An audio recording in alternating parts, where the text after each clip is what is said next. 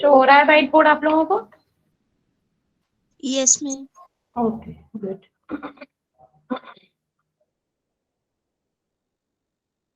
चलो अच्छी बात है। तो हम क्या क्या पढ़ चुके थे? हमारे क्या क्या पढ़ लिया था? आइडियल गैस इक्वेशन पढ़ ली थी, राइट? पार्शियल प्रेशर पढ़ लिया था हमने, पार्शियल प्रेशर, प्रेशर, ये सब पढ़ लिया था, राइट? Yes ma'am. ओके चलो ठीक है। तो आज हम पढ़ेंगे पहले हम थोड़ा सा पढ़ेंगे, देन आफ्टर दैट ना न्यूमेरिकल करेंगे। आज हम थोड़े से ज्यादा न्यूमेरिकल करेंगे, जस्ट बिकॉज ना थोड़ा सा एक्चुअली और बैचेस में थोड़ा सिलेबस ना थोड़ा इक्वल होता है, आप लोगों का सबसे आगे चल रहा है। ओके हाँ, तो अब हम क्या करेंगे, बात करते हैं हमारे ग्राम्स लॉ की। ठीक है, ग्राम्स लॉ क्या कहता है? ग्राम्स लॉ ऑफ, अभी बात करते हैं ऑफ डिफ्यूजन। तो मुझे बताएगा कोई डिफ्यूजन का क्या मतलब होता है? ग्राम्स लॉ ऑफ डिफ्यूजन कौन बताएगा?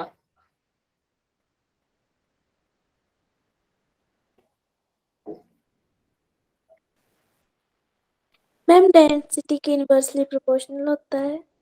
नहीं, मैं डिफ्यूजन का मतलब पूछ रही हूँ बेटा। Process of intermixing of gas.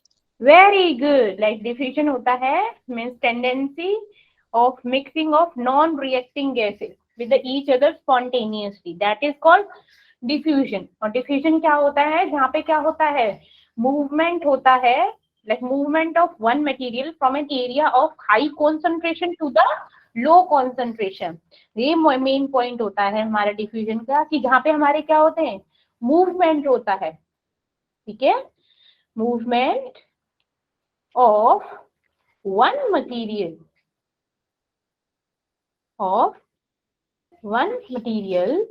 from an area of high concentration to low concentration. For example, जैसे हमने क्या किया कि आप लोगों ने, जैसे आप जब हम लोग पूजा करते हैं तो सुबह धूप बत्ती जलाते हैं कि नहीं जलाते, है ना?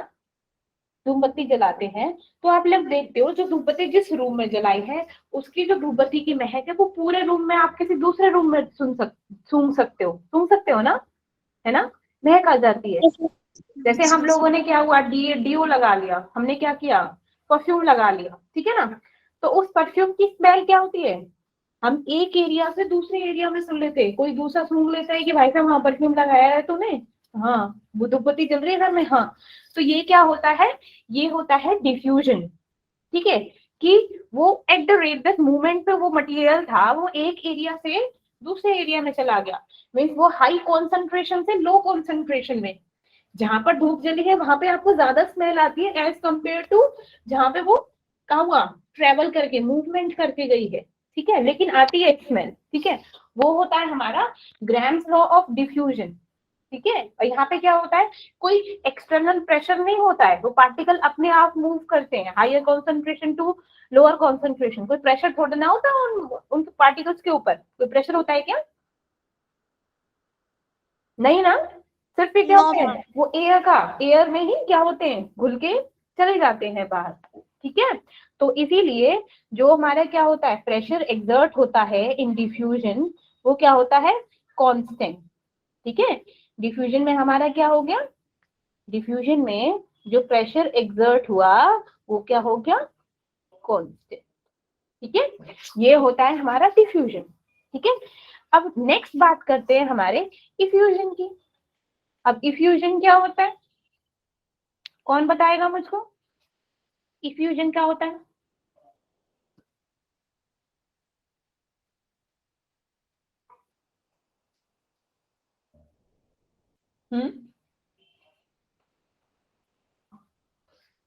एग्जाम्पल देती हूँ। जैसे मैंने एक ना बलून लिया ना, मैंने बलून लिया और उस बलून को मैंने फुला दिया, ऐसे करके पूरा फुला के धर दिया। ठीक है, अब मैंने क्या किया, वो एयर बलून ऐसे छोड़ दिया, ठीक है, ओपन। तो उसमें से क्या हुआ, ड्र ड्र करके ऐसे बाहर निकल जाती है ना, हवा बाहर निकल जाती है। अब बलून में से निकलती है कि नहीं, देखी देखी है ना आप लोगों ने? आवाज करता है वो जो नहीं अजीब से फटफट सी आवाज करता रहता है, ठीक है। तो कहने का क्या मतलब है कि इफ्यूजन होता है वो प्रेशर होता है जहां पे एयर क्या होती है, एस्केप होती है या फिर लीक होती है थ्रू अ होल, ठीक है, थ्रू अ होल, जिसका डायमीटर क्या होता है, स्मॉल होता है एज कम्पेयर टू जो हमारे मॉलिक्यूल्स होते हैं, ठीक है ना, जो मॉलिक्यूल्स का पाथ होता है उससे क्या होता है, बहुत ज्यादा कम होता है।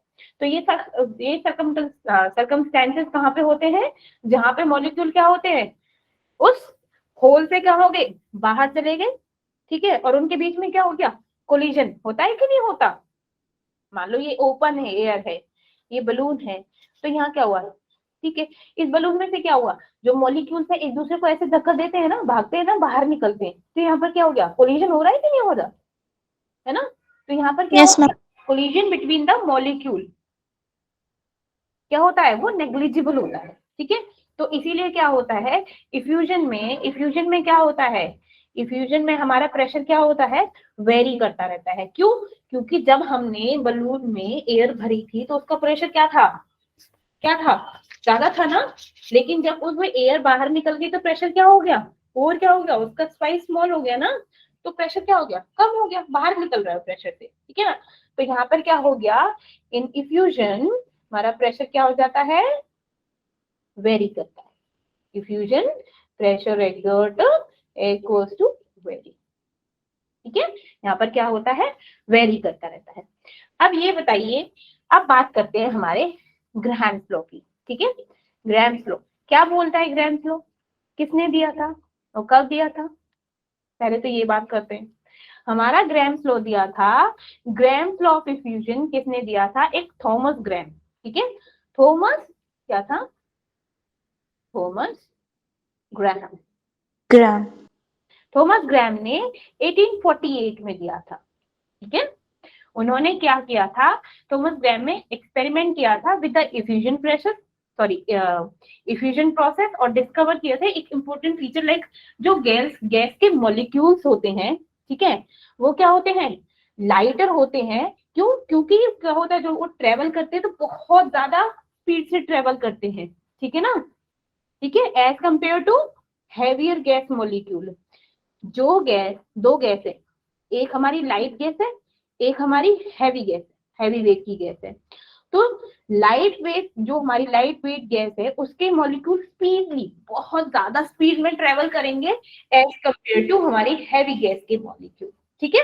उन्होंने इस चीज को क्या किया, एक्सपेरिमेंट किया और उसकी थ्योरी दी, ग्राहम्स लॉ, ठीक है, ओके। समझ आया, बोलो। Yes, ma'am. Yes. तो कहने का क्या मतलब है, तो ग्राहम्स लॉ के अकॉर्डिंग क्या कहता है कि according to the like constant pressure, pressure क्या था हमारा, कांस्टेंट प्रेशर था इसमें, इफ्यूजन में उन्होंने क्या था, जो मॉलिक्यूल या फिर एटम्स होते हैं, वो क्या होते हैं, जिनका लोअर मॉलिक्यूलर मास होता है, वो क्या करते हैं, वो फास्ट, वो ज्यादा स्पीडली इफ्यूज होते हैं एज कंपेयर टू जिसका हायर मॉलिक्यूलर मास होता है या फिर एटम्स होते हैं, ठीक है, ओके। Yes, ma'am. ठीक है, at the constant pressure and temperature, the rate of diffusion and effusion of a gas is inversely proportional to the square root of its density. Density के क्या होता है, स्क्वायर रूट के बराबर होता है, ठीक है, ओके। डेफिनेशन लिखो Yes, इफ्यूजन ma'am. की और डिफ्यूजन की, Yes, ma'am.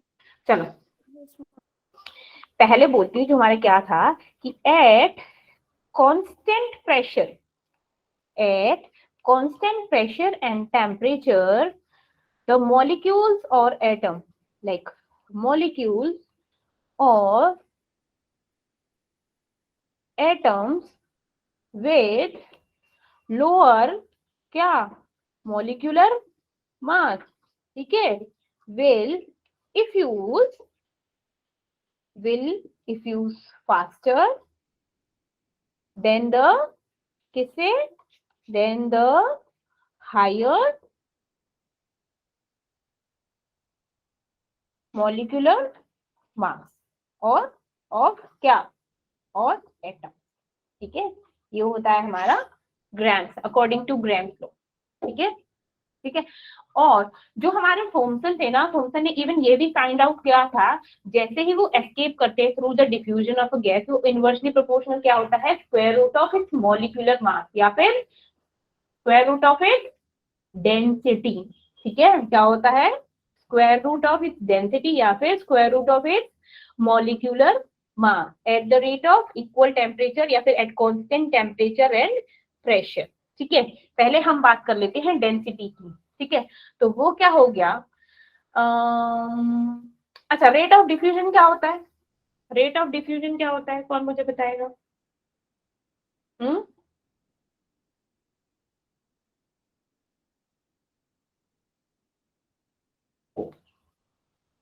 Eight constant temperature और प्रेशर पे जितना भी डिस्टेंस ट्रेवल किया है, ठीक है, किसने, बाय द डिफ्यूज्ड गैस, जो हमने डिफ्यूज कर दी है गैस को, पर यूनिट टाइम, वो क्या होगा हमारा rate of diffusion.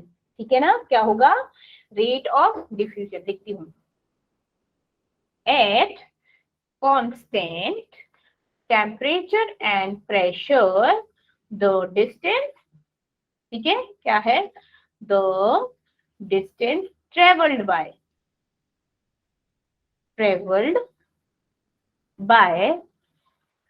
diffused gas in per unit time is क्या बोलते हैं, called rate of diffusion। क्या बोलते हैं, rate of diffusion। समझ आ गया? Yes, ma'am. ठीक है, तो अब जो रेट ऑफ डिफ्यूजन होता है, जो रेट ऑफ डिफ्यूजन और इफ्यूजन होता है, वो क्या होता है, इनवर्सली प्रोपोर्शनल होता है to the square root of its density. तो रेट ऑफ डिफ्यूजन को किससे डिनोट करते हैं, आर से। वो क्या होता है, inversely proportional to the, inversely proportional तो 1 upon square root of density, square root of density. अगर मैं दो गैसेस का ले लूं तो like R1 divided by R2, तो वो किसके इक्वल हो जाएगा, like root of D2 bye D1 हो जाएगा। ठीक है, Yes, ma'am. रिलेशनशिप क्या बना, अगर हमारा रेट ऑफ डिफ्यूजन क्या है, रेट ऑफ डिफ्यूजन अगर हमारा डायरेक्टली प्रोपोर्शनल है प्रेशर के, ठीक है, तो हमारा क्या होगा, जैसे जैसे रेट बढ़ेगा वैसे वैसे क्या होगा, जैसे जैसे स्पीड बढ़ेगी डिफ्यूजन का, वैसे वैसे प्रेशर क्या होगा, इंक्रीज होगा। तो हम कैसे लिख सकते हैं, like R1 divided by R2 is equal to P1 divided by P2। ठीक है, अब मैंने क्या बोला था कि जो हमारी गैसेस होती हैं वो और क्या होती हैं, किसके बराबर होती हैं, inversely proportional to the square root of its molecular mass. Means R1 divided by R2 is equals to under root of M2 divided by M1। ठीक है, क्या होगा, square root of M2 divided by M1। ठीक है, ये क्या होगा हमारा रेट ऑफ डिफ्यूजन। ठीक है, क्वेश्चन इस पे, क्वेश्चन दिए जाए। Yes, ma'am. Give me a second, हाँ।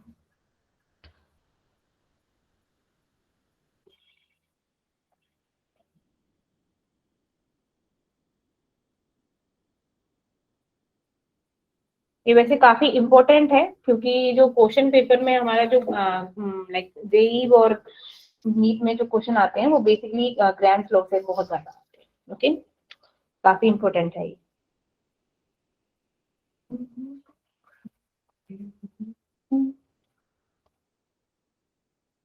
लिखो, क्वेश्चन लिखो, कैलकुलेट द, क्वेश्चन है कैलकुलेट द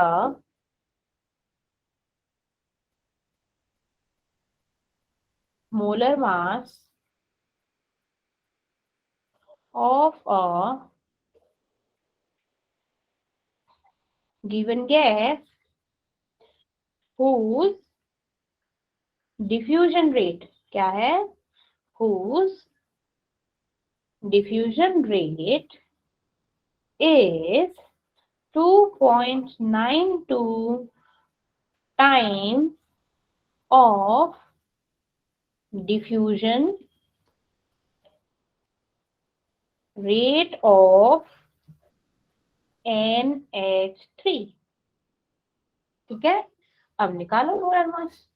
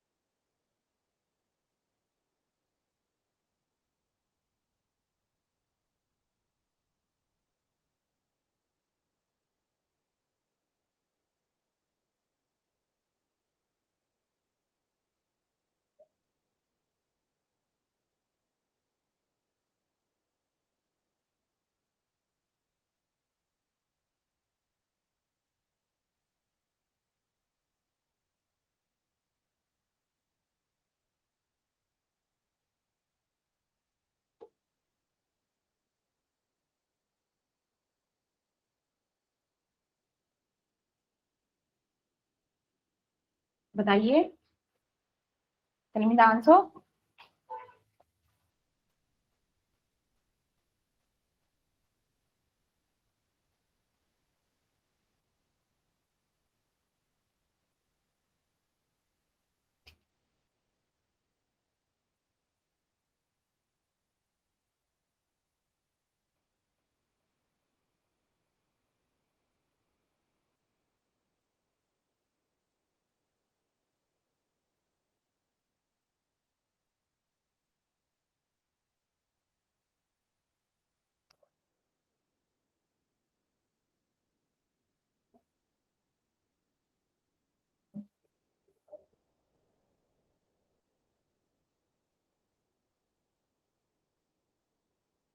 जल्दी कीजिए,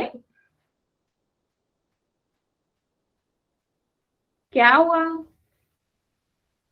ma'am 2। Very good. Ma'am 2 gram. Ma'am 2 gram पर mole. Very good, that's the exact answer. 2 gram, ma'am 2 आ रहा है। 2 ग्राम पर मोल। Very good. ये संशिका।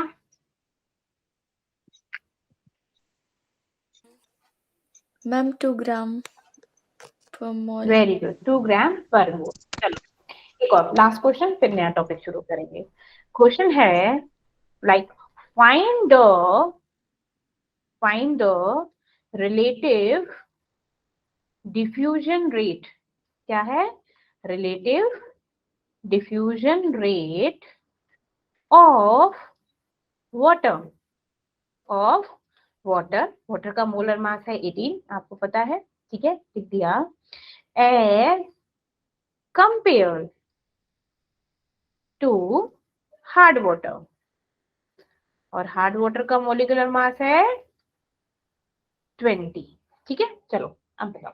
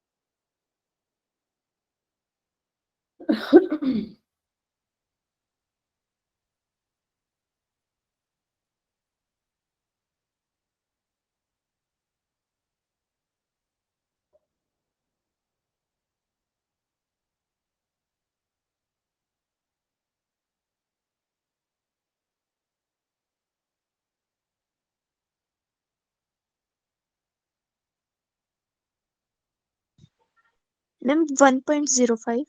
Very good. कैसे किया?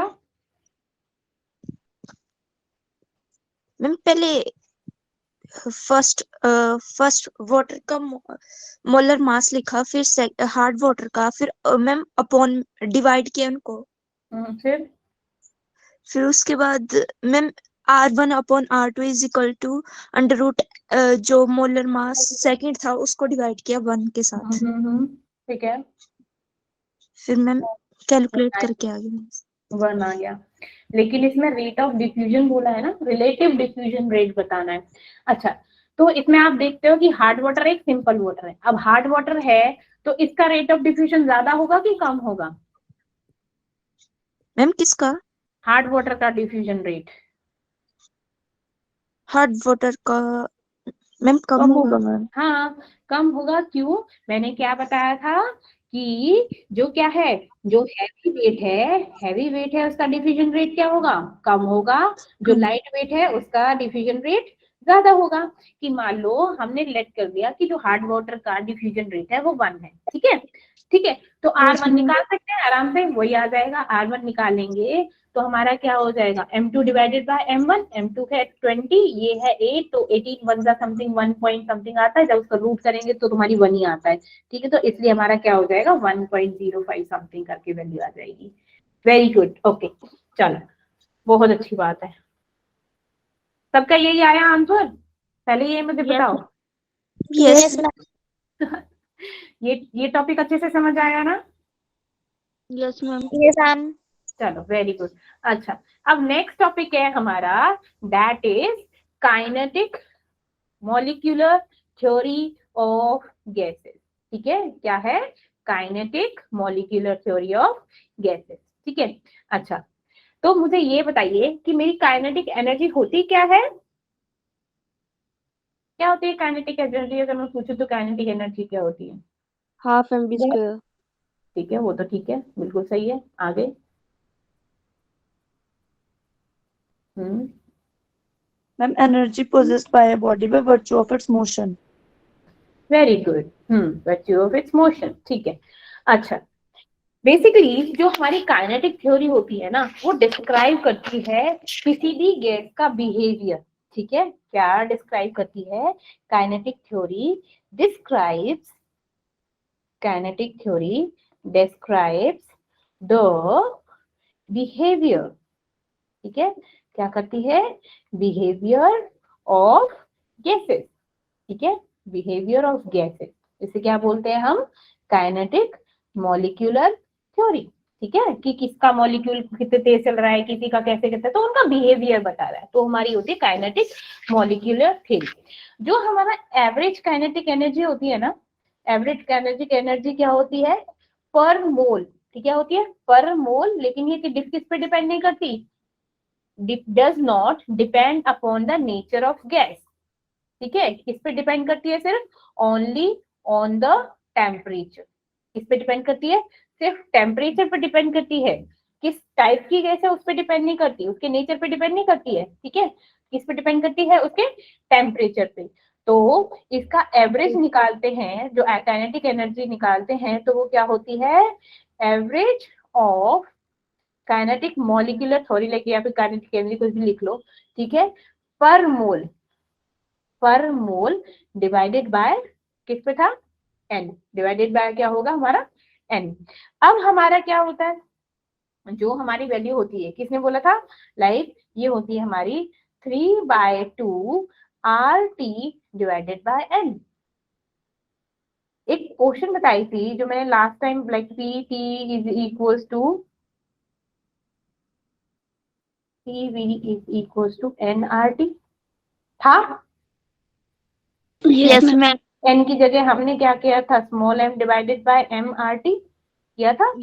और पी इधर गया तो हमारा क्या हुआ, P M is equals to M by V, that is density R T.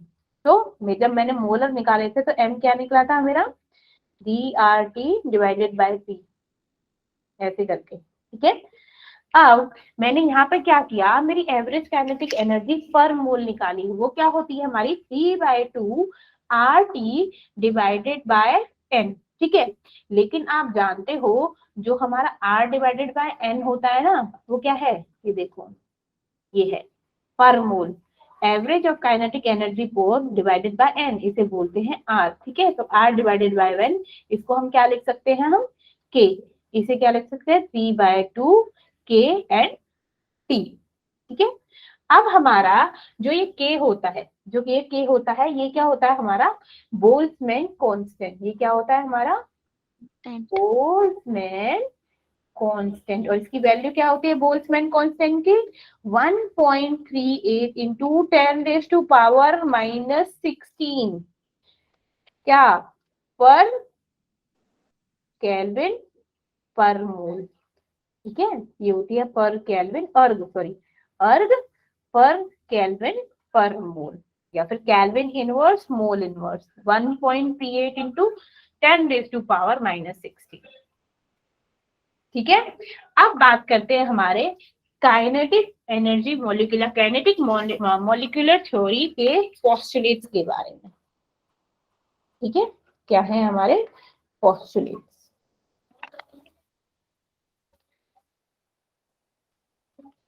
ठीक है।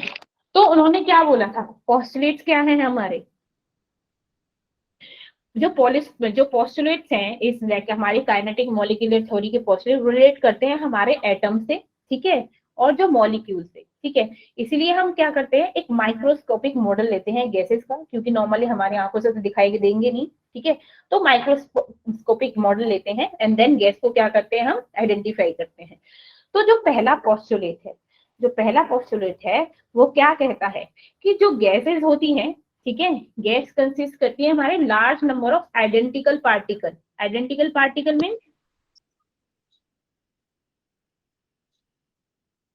मीन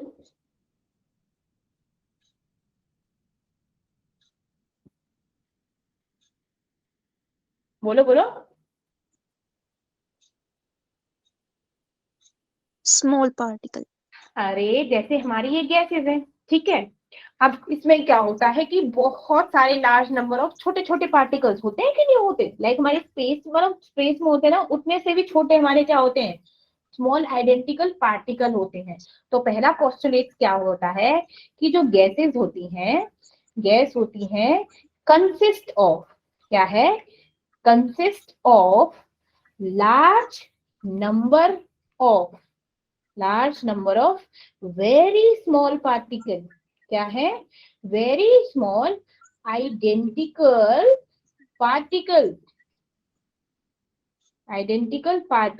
जिन्हें हम क्या बोलते हैं, मॉलिक्यूल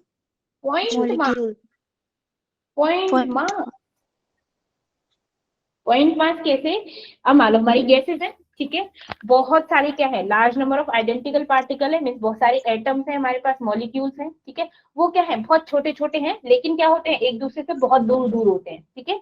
गैसेस में हमारे जो मॉलिक्यूल्स होते हैं काफी दूर दूर तो होते हैं कि नहीं होते। तो क्या होता है, तो एज कंपेयर टू कि एक खाली कंटेनर है और एक ऐसा कंटेनर है जिसमें गैसेस फिल्ड आउट है, तो उनमें क्या हो जाएगा, बहुत ज्यादा क्या होगा, कंपैरिजन नेग्लिजिबल होता है ओ से। तो जो हमारा कंपैरिजन होता है उसी को बोलते हैं कि पॉइंट मास। पॉइंट क्या होता है कि जो गैस की कंप्रेसिबिलिटी को बताता है कि जो हमारी गैस है वो कितनी कंप्रेसिबल है, ठीक है। तो उसी को बोलते हैं हम पॉइंट मास। तो कोई बताएगा मुझे फिर से पॉइंट मास,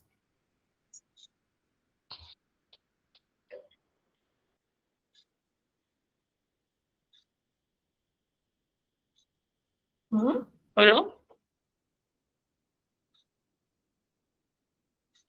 पॉइंट मास जब हमारे गैसेस क्या होते हैं, लार्ज नंबर ऑफ पार्टिकल्स होते हैं बहुत स्मॉल साइज के, उन्हीं को बोलते हैं हम पॉइंट मास, ठीक है, ओके।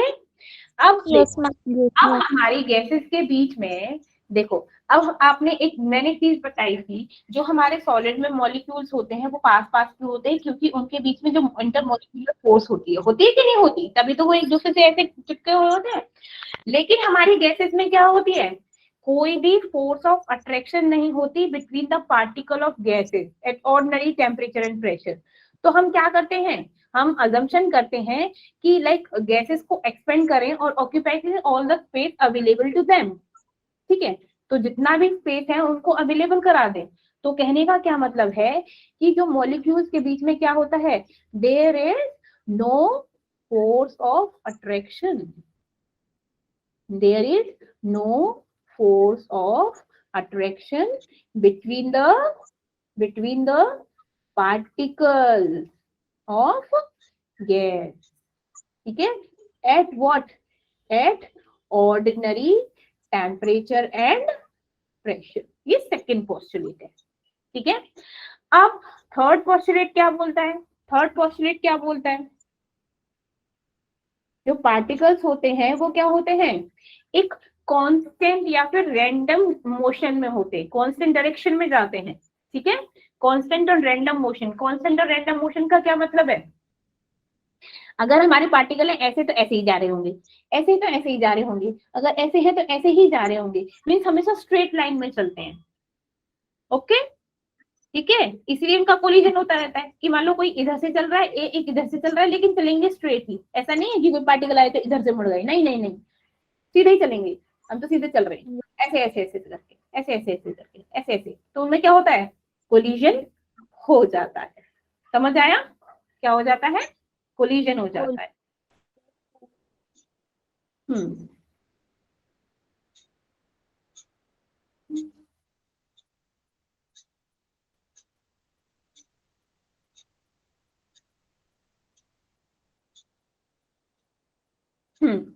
तो नेक्स्ट पोस्टुलेट हो गया, क्या होता है? Particles of gases, particles of gas are always क्या होते हैं? हमेशा क्या होते हैं? Moving random position. Constant, constant direction में होते हैं, ठीक है? जिस डायरेक्शन में जा रहे हैं उसी में, कांस्टेंट एंड रैंडम मोशन, ठीक है? ओके। अगर पार्टिकल क्या है? रेस्ट में है तो क्या होगा? उनका फिक्स्ड पोजीशन हो जाएगी। अगर मूव कर रहे हैं तो क्या हो जाएगी? नहीं है फिक्स, वो मूव कर रहे हैं, ठीक है ना? तो इसीलिए क्या होता है? उनका कोई फिक्स्ड शेप नहीं होता है जब हम ऑब्जर्व करते हैं। There is no fixed shape of any gas, right? Next क्या था हमारा पोस्टुलेट? नेक्स्ट है कि जो हमारे पार्टिकल्स होते हैं, जो अभी बताया था मैंने, जो पार्टिकल्स होते हैं वो जितनी जो भी पॉसिबल डायरेक्शन है उन सब में एक स्ट्रेट लाइन में जाते हैं ड्यूरिंग देयर रैंडम मोशन। क्या होते हैं? अगर मान लो मैंने बताया कि एक इधर जा रहा, एक इधर आता है, तो क्या हो गया? कोलिजन हो गया, एक दूसरे से कोलिजन हो जाता है। या फिर जो हमारा कंटेनर की वॉल है, मान लो सीधे चल रहा है तो वॉल से टकराएंगे कि नहीं टकराएंगे? कंटेनर की वॉल से भी उनका क्या होगा? क्या होगा? कोलिजन होगा। तो एज ए रिजल्ट जो प्रेशर एक्सर्ट होता है, जैसे ही दीवार से जो गैस थी क्या हुआ? टकराई, तो क्या हुआ? एक प्रेशर एक्सर्ट हुआ by the gas as a result of collision. तो ये क्या हो गया? क्या हो गया? अरे बच्चा, जैसे हमारा क्या हुआ? जो हमारे पार्टिकल्स हैं, ठीक है, मान लो ये कंटेनर है, इस पार्टिकल पे यहाँ पे टकराए, फिर यहाँ पे टकराए, यहाँ पे टकराए, तो क्या हो गया? इससे किसी को धक्का दे रहे तो आपकी बॉडी में क्या लगता है? प्रेशर होता है कि नहीं होता? आता है ना? तो मॉलिक्यूल्स के टकराने से, कंटेनर की वॉल्स पे टकराने से जो कहते हैं ना एक्सर्ट हुआ, उसे बोलते हैं हम प्रेशर, ठीक है? तो कहने का क्या मतलब है? तो particles of a gas move in all possible direction during their random motion, they collide with each other, ठीक है? And with the walls of container, when they strike at the walls of the container, they exert pressure, ठीक है? तो हम इसे लिख सकते हैं ना, ये पार्टिकल में क्या लिख सकते हैं? Particles of gas move in all possible direction, है ना? बोल दिया। और जिससे हमारा क्या होता है? प्रेशर एक्सर्ट होता है, ठीक है। अब जो कोलिजन होता है, जो कोलिजन होता है गैस के मॉलिक्यूल का, वो क्या होता है, परफेक्टली इलास्टिक होता है। क्या होता है? अब कोई मुझे बताएगा कि परफेक्टली इलास्टिक का क्या मतलब है? परफेक्टली इलास्टिक का मतलब क्या होता है?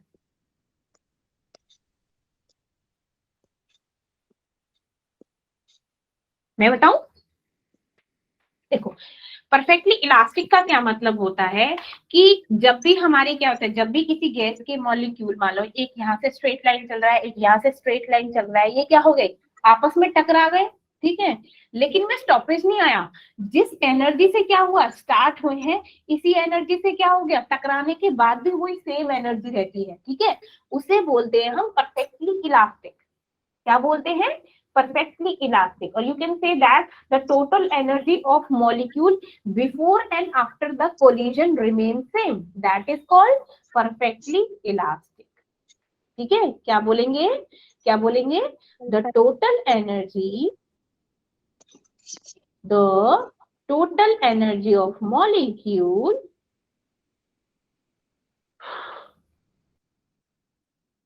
before and after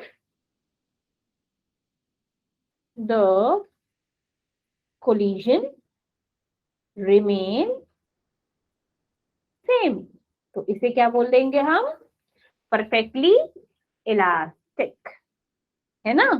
बेसिकली जब वो कोलाइड करेंगे, एक दूसरे की एनर्जी एक्सचेंज कर देंगे, लेकिन उनकी क्या होगी, एनर्जी एक्सचेंज हो सकती है, बट उनका जो सम होगा एनर्जी का, वो हमेशा क्या रहेगा, कांस्टेंट रहेगा, ठीक है। अगर मान लो कि काइनेटिक एनर्जी लूज हो जाती है, तो मोशन ऑफ मॉलिक्यूल क्या हो जाएगा, स्टॉप हो जाएगा, और गैसेस क्या हो जाएंगी, सेटल डाउन हो जाएंगी, ठीक है। क्या हो जाएंगी, लूज हो जाएगा तो क्या हो जाएगा, फिर से बोलो, फिर से बोलो, अगर क्या हुआ, अगर काइनेटिक एनर्जी लॉस हो जाती है, तो फिर क्या हो गया, motion of the molecule will stop and gases will settle down. ये क्या होती है, ये हम नॉर्मली देखते भी हैं।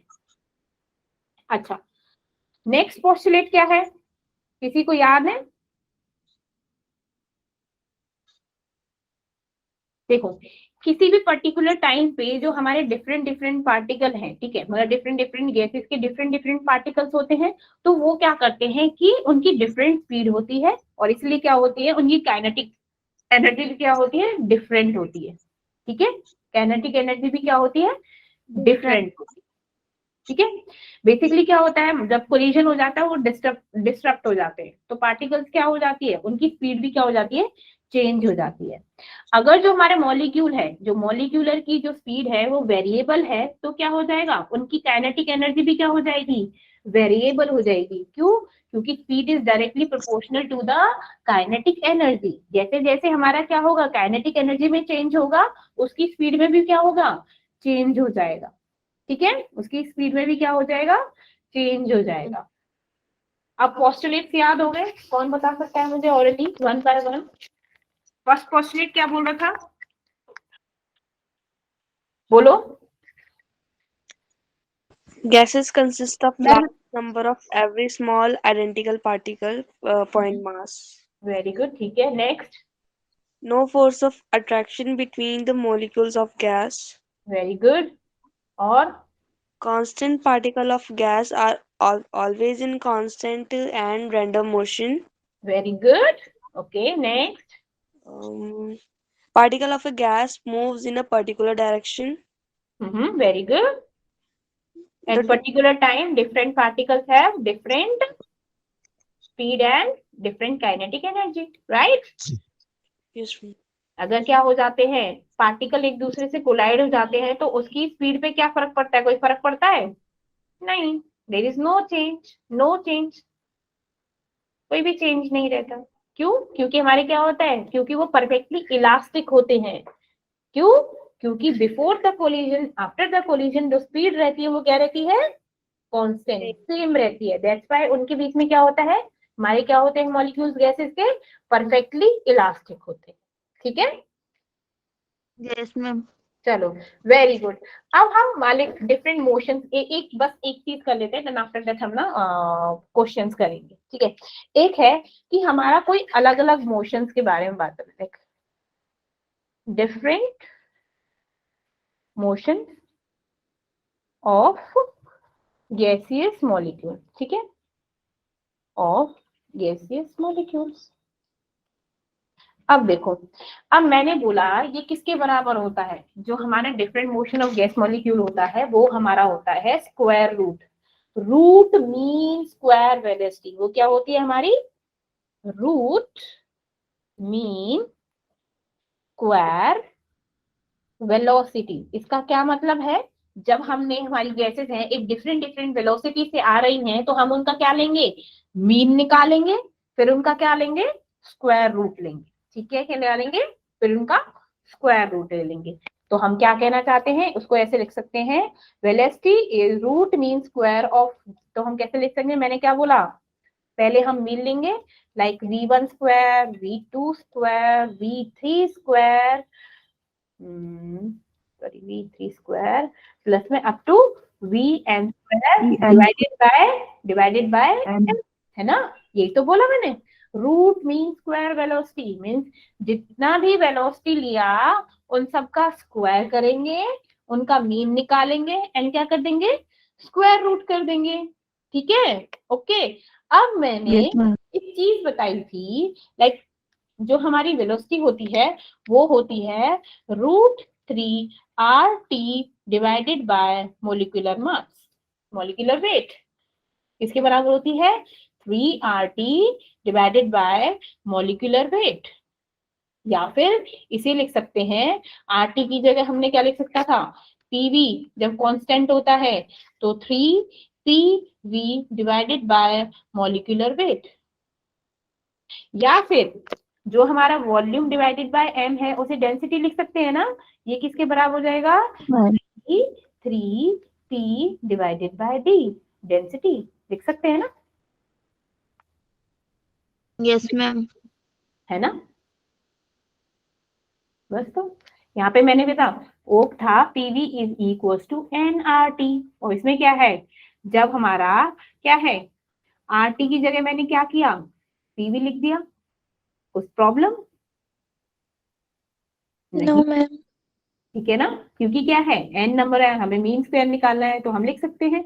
तो ये क्या है, जब हमारा डिफरेंट डिफरेंट वेलोसिटी निकालनी हो, क्या निकालना हो, रूट मीन स्क्वायर निकालना हो वेलोसिटी का, ठीक है, ये क्या निकालना है, जब हमको क्या निकालना है, root mean square of velocities. Questions कराओ, क्वेश्चंस यस करो, मैम। यस चलो मैम। Yes ma'am. ठीक है, गिव मी अ सेकंड, हाँ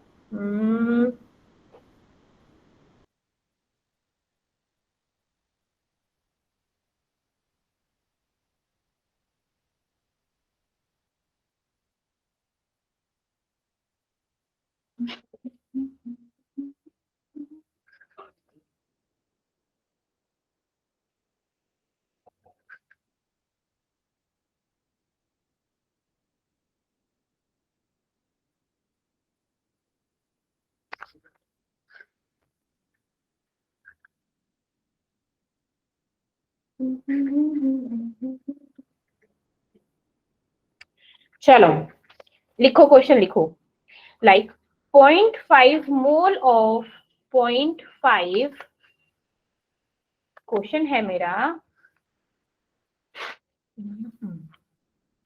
0.5 mole of each हाइड्रोजन, ठीक है, sulphur dioxide and like methane CH4, ठीक है, आर केप्ट इन कंटेनर, इनको क्या ले लिया मैंने, एक कंटेनर में रख दिया, ठीक है, are kept in container, a hole was made, a hole was made in the container, container में क्या कर दिया, होल कर दिया, ठीक है, आफ्टर 3 आवर डिक्रीजिंग ऑर्डर, ठीक है, ये क्या है, लाइक डिक्रीजिंग ऑर्डर, ऐसे कर देते हैं, decreasing order of partial pressure of partial pressure of gases in the container, क्या होगा, in the container is will be, ठीक है, ये बताओ, will be, and ऑप्शंस भी लिखो, ऑप्शंस लिखो, ऑप्शंस है मेरा, लाइक जो पहला ऑप्शन है उसका है मेरा, जो pressure of SO2 is greater than pressure of CH4 is like greater than pressure of hydrogen, ये है फर्स्ट। सेकंड ऑप्शन है, दो ही ऑप्शन दे रही हूँ, pressure of hydrogen is greater than pressure of sulfur dioxide is greater than pressure of CH4, दो ही option है, चलो बताओ इनमें से।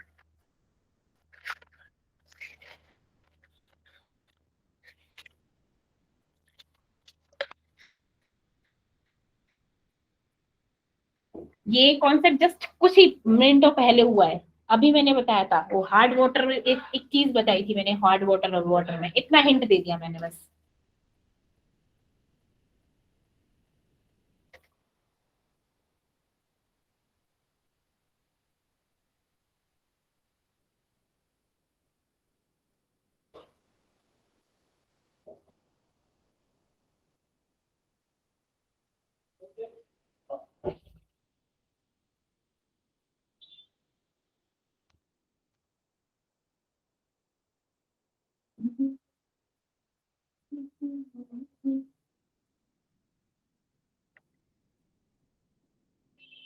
Ma'am first option.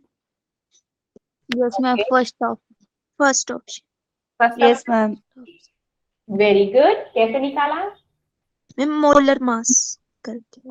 Very good, जो हमारा सल्फर का मोलर मास अगर ज्यादा है तो उसकी क्या होगी, उसकी स्पीड क्या होगी, Radha. ज्यादा।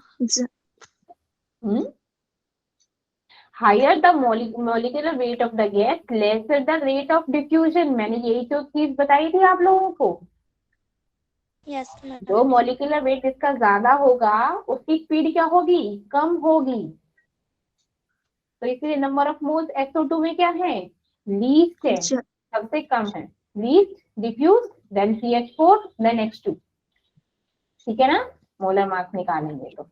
ओके चलो, वेरी गुड। अगर है नेक्स्ट है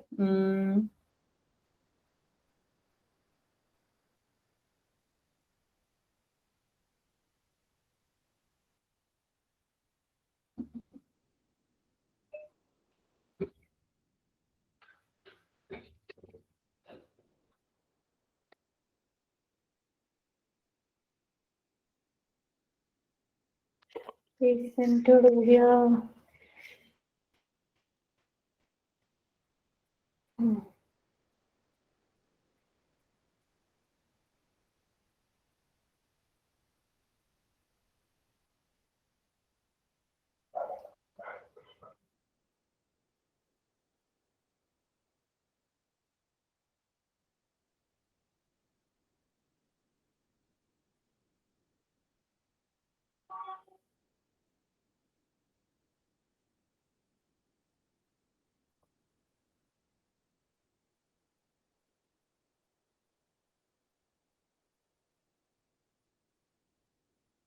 चलो निकालो, हाँ लिखिए, the temperature at which oxygen molecule, question है the temperature at which oxygen molecules have the same root mean square speed as helium atom have, उसकी क्या है, at 300 केल्विन is, निकालो, एटॉमिक मास दे रखा है हीलियम का 4, ऑक्सीजन का 16, ठीक है, अब निकालिए। तो रूट मीन स्क्वायर स्पीड, अब ये क्वेश्चन कराया था मैंने अभी, मतलब उसकी डेफिनेशन दे दी थी, ठीक है।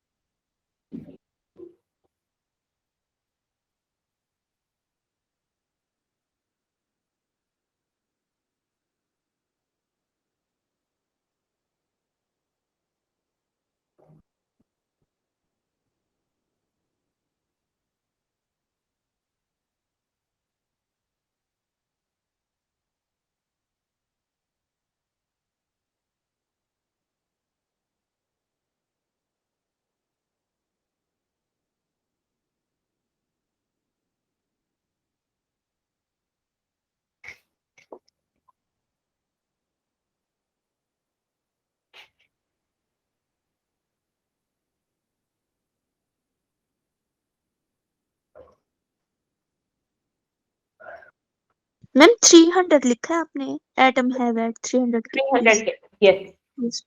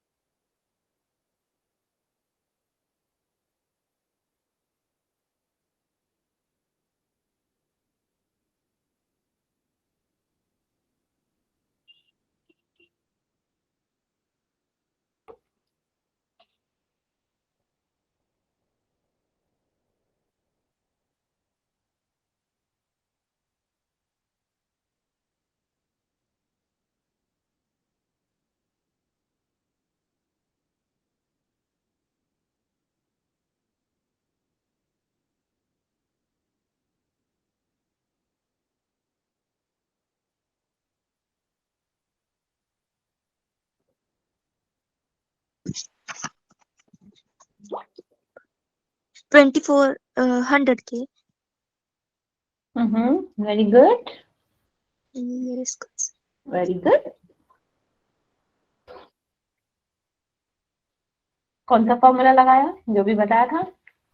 Yes, ma'am. 3RT upon. Very good, 3RT divided by m। अब दो गैस के मॉलिक्यूल है, दो गैसेस हैं आपकी, हाइड्रोजन सॉरी ऑक्सीजन और हीलियम, और क्या है, सेम है, same root mean square means दोनों को इक्वल कर देंगे, है ना। Oxygen Yes. का एक लेफ्ट हैंड साइड ले लेंगे, हीलियम का राइट हैंड साइड ले लेंगे। Right answer. Very good. तो वॉल्यूम पुट कर देंगे like 3R1T divided by M1, temperature same है, like 3R T1T2 divided by M2, ठीक है। अब क्या हो गया, 3 से 3 तो हमारा रूट 3 से 3 कैंसिल चला हो गया, ठीक है, R से R चला गया। अब क्या हो गया, मेरे पास बचा क्या, T1 M1 divided by T2 M2। M2. अब T1 क्या दे रखा है हमारा, T1 क्या दे रखा 300. है? निकालना है 300.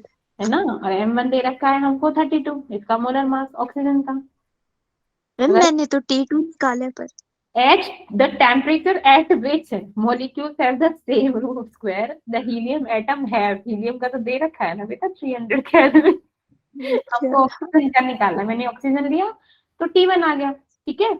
अब उसका क्या दे रखा है 300, उसका मोलर मास क्या है 4, T1 निकालेंगे तो 300 32, ये क्या हो जाएगा 8, ये हो जाएगा 2400 केल्विन। सिंपल, ठीक है। Yes. चलिए आज की क्लास यहीं समाप्त होती है, मिलते हैं नेक्स्ट क्लास में। Yes, ma'am. चलो Ma'am. चलिए, good night, bye bye. Good Night. Night ma'am. Good night बेटा। Thank you.